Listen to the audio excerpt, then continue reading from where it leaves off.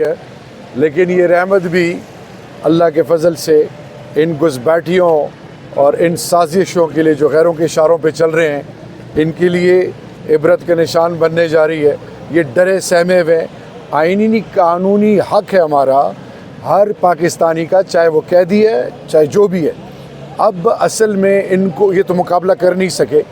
ये सेनेट के इलेक्शन आ रहे हैं, की डिसीजन मेकिंग खान साहब के साथ होनी है और ये सारे डरू जो हैं ये नहीं चाहते कि खान साहब से की स्टेक होल्डर्स की मुलाकात हो। और रही बात इस्लामाबाद पिंडी की, तो नर्व सेंटर है अडियाला जेल, और अगर सिक्योरिटी का आलम ये है तो पहले इनिशिएटिव्स क्यों नहीं लिए? ये सिर्फ़ और सिर्फ झूठ मुनाफकत है। ये किसी तरीके से भी ये नहीं चाहते कि पीटीआई या जमहूरियत, जो कि जमहूरियत के जो ये दुश्मन है, किसी तरह से पनप सके और आम आदमी की इज़्ज़त नफ्स बहाल हो। क्योंकि आवाम को जो है, आवाम ने 8 फरवरी को ऑलरेडी इनको रिजेक्ट कर दिया है। अब ये आखिरी झटके हैं किसी तरीके से हुकूमत पूरा करने के लिए।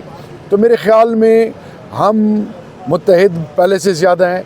हम हर फोरम पे इसको लेके जा रहे हैं। और सबसे बढ़कर ये कि आज मुझे खुशी इस चीज़ की है कि हाई कोर्ट के अंदर जब हम थे और यहाँ पे तमाम स्टेक होल्डर्स, वो जो फॉर्म 45 से सारे जीते हुए MNAs MPs, उनसे आज मिले और अजीब व गरीब किस्म के वाक़यात सुनने को मिले, जो कि पाकिस्तान की सियासी तारीख़ और पाकिस्तान की तारीख़ जब लिखी जाएगी उस पर एक स्याह धब्बा है।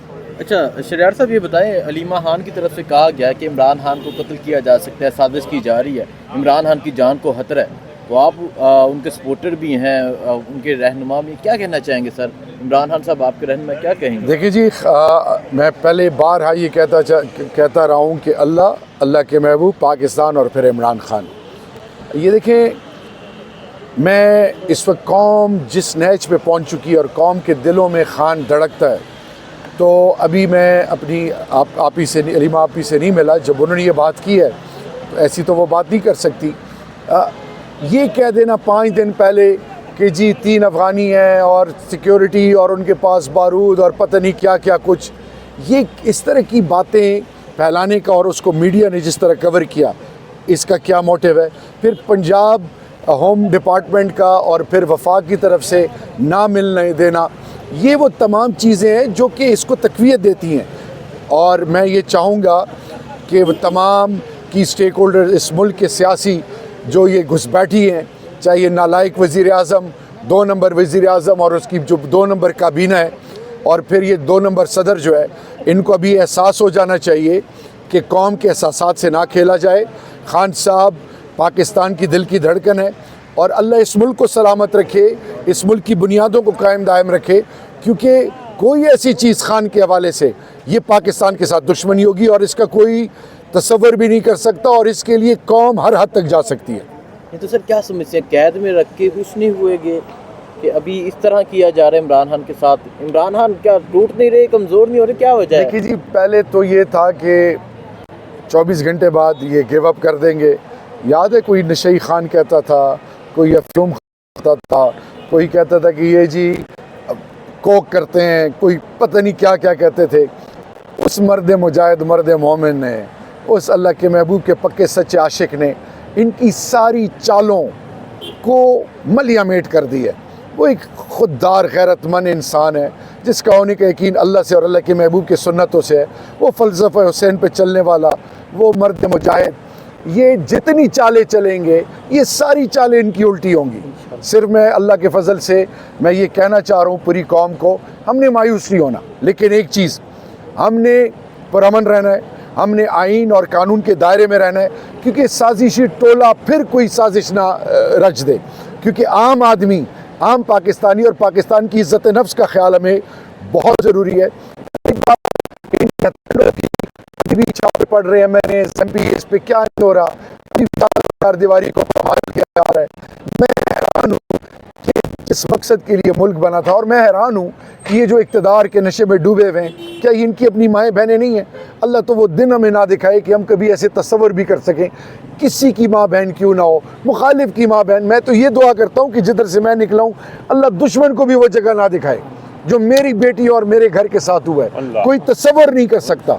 सिर्फ मैं ये कहना चाह रहा हूँ कि रब का वास्ता है, बाबरकत महीना है, होश के नाखुन लें, जुल्म करें लेकिन इतना करें कि रोज़े महशर के दिन अल्लाह के महबूब की शफात से फिर महरूम ना हो, रुसवाई आपका मुकद्दर ना बने। सर कहा ये जा रहा है कि अगर इजाज़त नहीं मिलती तो रियाला के बाद धरना भी दिया जा सकता है, और इमरान खान ने ये इशारा दिया कि 23 को जलसा होगा और उसके बाद ईद के बाद लॉन्ग मार्च की तैयारी की जाए। देखें जी, हम एक पॉलिटिकल पार्टी के तहत हम डेमोक्रेट्स हैं, जमहूरी पसंद सोच रखते हैं, हमें इजाज़त है, आइन और कानून हमें इजाज़त देता है, हम एहतजाज भी कर सकते हैं, हम दर्रा भी दे सकते हैं, हम एजिटेशन विद इन जो कानून और आइन के दायरे में कर सकते हैं। हम हमारा लेजिटिमेट नारा क्या है? Rule of law, supremacy of law, कानून और आइन की पासदारी हो, उसके लिए हर हद तक जाएंगे। खान साहब का हुक्म सर आंखों पे, लेकिन एक चीज़ मैं आपको बताऊं, कौम बिल्कुल यहाँ तक पहुँच चुकी है जी। खुदा के लिए मुस्तकबिल का सोचें, आने वाली नस्लों का सोचें, इस मुल्क के साथ क्या हो रहा है, मुल्क किस हिचकोले ले रही है, मुआशी हालत क्या है, IMF पे आप डिपेंडेंट हैं, मुल्क बदतरीन फेज से गुजर रहा है। कुछ होश के नाखुन लें, अल्लाह का वास्ता है। एक लीडर जो कि कौम जान माल कुर्बान करना पे तुली हुई है उस लीडर पे, उसके साथ ज़ातियात से निकल के मुल्क का सोचना चाहिए। मेरे ख़्याल में वो तमाम लोग जो की डिसीजन मेकर्स हैं, उनसे मेरी बतौर एक पाकिस्तानी इल्तिजा है कि आने वाले नस्लों का सोचें, इस मुल्क का सोचें, इस मुल्क की बुनियादों का सोचें, उनका सोचें जिन्होंने अपना सब कुछ कुर्बान किया इस मुल्क पे। अभी भी मेरे बॉर्डर पे, सियाचिन पे, LOC पे eye ball to eye ball जवान खड़ा है। ये जो दुश्मन चाहता है कि आवाम और फ़ौज आपस में खुदा न खास्ता इनके बीच में कोई ऐसी चीज़ आए जिससे उस मुल्क को नुकसान पहुँचे, तो वो तो होने नहीं लगा, वो तो होने नहीं लगा। क्योंकि खान क्या कहता है, मेरी ज़िंदगी से ज़्यादा अहमियत तो हिफाज़त पाकिस्तान की है। तो ये जो साजिशी टोला बैठा हुआ है, ये सियासी मदारी, ये सिर्फ और सिर्फ क्या चाहते हैं, ये एक चीज़ चाहते हैं कि इनके मनपसंद फैसले हों, सारा कुछ इनके इख्तियार में हो, बाकी मुल्क भी बाढ़ में जाए, खुदा न खास्ता आवाम भी बाढ़ में जाए। ये महंगाई अब रमज़ान में, अब से 3 दिन पहले क्या रेट था खुर्दोनोश का, ये नालायक निकम्मे, ये जिनके पेटों में हराम जब चला जाए तो अकल पे वैसी पर्दे पड़ जाते हैं। सिर्फ मैं इतना कहना चाहूँगा कि खुदा का वास्ता है, इस मुल्क को और इस्तिराब से ना गुजारे, पाकिस्तानियों का और इम्तिहान ना लें। रब का वास्ता है, वो फैसले करें जिस रब राज़ी हो, और फिर सबसे बढ़कर ये कि इस मुल्क का मुस्तकबिल कायम दायम रहे। ठीक है, बहुत थैंक यू जी, शुक्रिया सर। अस्सलाम वालेकुम।